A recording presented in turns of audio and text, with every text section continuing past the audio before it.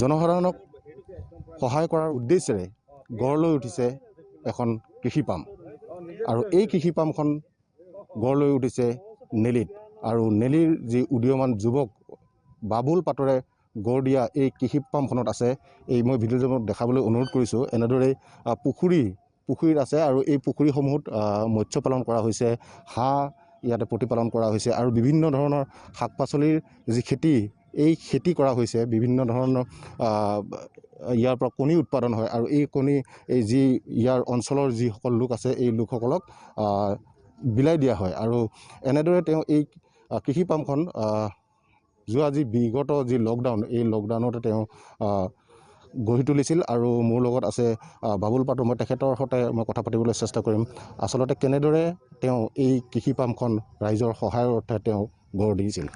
নমস্কাৰ।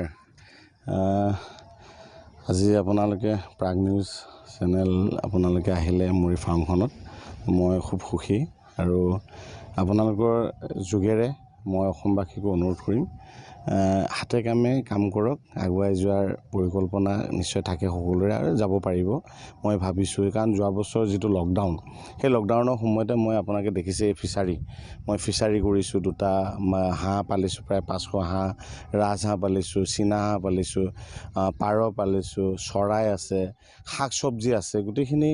মই গছ গছনিৰ পৰা আদি একদম নেমু গছৰ পৰা লৈ তামোল গছৰ পৰা লৈ আম গছৰ পৰা মধুৰাম গছলৈ এইবোৰ আপোনালোকে দেখিছে পৰিৱেশটো এটা ধুনীয়া পৰিৱেশ গতিকে মই যোৱা বছৰ লকডাউনৰ সময়তে পৰিৱেশ কৰিছিলোঁ আৰু যোৱা বছৰ মই অনুভৱ কৰিছোঁ মই যোৱা বছৰ যেতিয়া ৰাইজক সেৱা কৰিছিলোঁ ধৰক শাক চব্জিকে ধৰি আদি যিখিনি বস্তু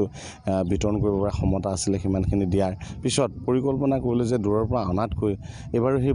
লকডাউন আৰু সেইকাৰণে নিজে পৰিকল্পনা কৰি অঞ্চলৰ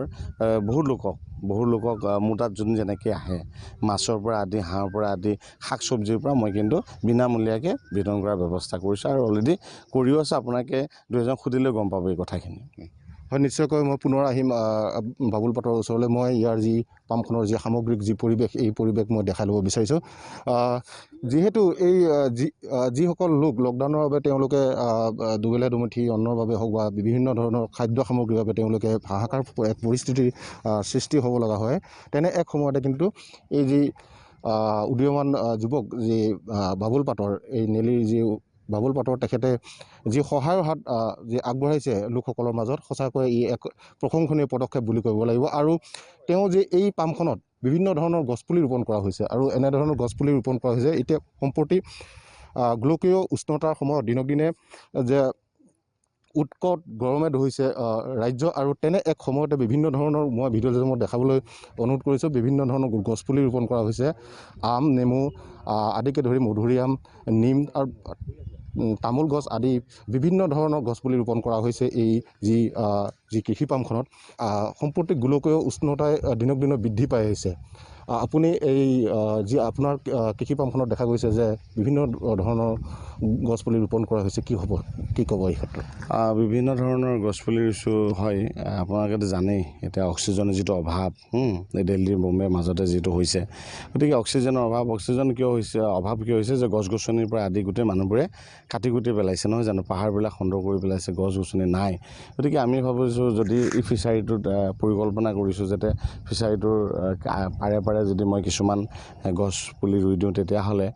অক্সিজেনৰ কাৰণেও নিজৰ ভাল আৰু নিজৰ বস্তুখিনি যেতিয়া ডাঙৰ হ'ব তাৰ পৰা কিছু ফলো ওলাব আৰু যোন যেনেকৈ আহে শাক চব্জি তেনেকৈ ধৰণৰ বিচাৰে সেইখিনি কিন্তু আৰু কিছু লোকক মই নিজেও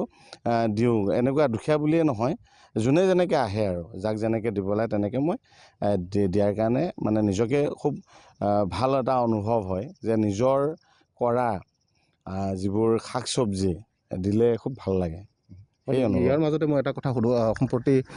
দিনক দিনে বৃদ্ধি পাই আহিছে নিবনুৱা সমস্যা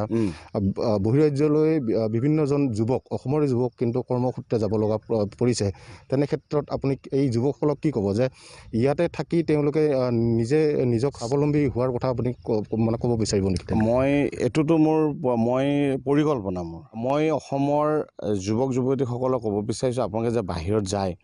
বাহিৰত যোৱাতকৈ আপুনি বাৰীখন চাওক তাত কিছুমান আপুনি নিজৰ গোবৰ ঘৰে ঘৰে গোবৰ আছেই, সেই গোবৰেৰে আপুনি শাক চব্জি অলপ কৰক। ফিচাৰীটো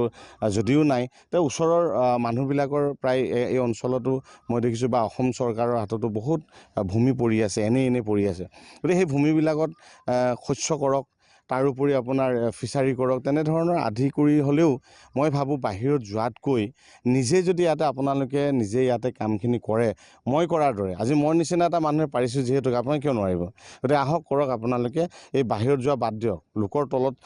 চলি খোৱাটো বাদ দিয়ক, নিজেই উপাৰ্জন কৰাৰ ব্যৱস্থা কৰক আৰু ঘৰখনো আগুৱাই যাওক, অঞ্চলো আগুৱাই যাওক। আপোনাক দেখি আৰু 10জনে আকৌ যাতে যুৱক যুৱতীসকলে আগুৱাই আহে কাম কৰাৰ ক্ষেত্ৰত। গতিকে মই তেনেকুৱা এটা পৰিকল্পনা কৰিছোঁ, অনুৰোধ কৰিছোঁ যে আপোনালোকে বাহিৰত নাযায়, এই অঞ্চলৰ নিজৰ ঘৰৰ পিছফালে থকা বাৰী হওক নাইবা আধিলৈ হ'লেও এই সামগ্ৰীখিনি আপোনালোকে আমি যেনেকৈ কৈছোঁ তেনেধৰণৰ কৰাৰ ব্যৱস্থা কৰক। আৰু যদি কিবা সহায় সহযোগিতা লাগে আপোনালোকে মোৰ লগত যোগাযোগ কৰিব, মই সহায় সহযোগিতা আপোনালোকক নিশ্চয় আগবঢ়াম। হয়, নিশ্চয়কৈ এতিয়া ক'ব লাগিব নেলীৰ যি উদীয়মান যি যুৱক, এই যুৱকৰ যি মহানুভৱতা, তেওঁৰ যি আদৰ্শ, সঁচাকৈ শলাগ ল'ব লাগিব। কাৰণ যিহেতু তেওঁ এই মানুহক সহায় কৰিবৰ বাবে তেওঁ যি এইখন কৃষি পাম তেওঁ নেলীত স্থাপন কৰিছে। আৰু লগতে তেওঁ নৱপ্ৰজন্মক এটাই কথা উল্লেখ কৰিছে যে প্ৰতিজন যুৱকে যদি তেওঁৰ ঘৰত থকা মাটিডৰাত যদি কৃষি কৰ্মৰ কৰে, তেতিয়াহ'লে নিশ্চয়কৈ বহিৰ ৰাজ্যলৈ নগৈ ঘৰতে নিজে স্বাৱলম্বী হোৱাৰ পথ প্ৰশস্ত কৰিব।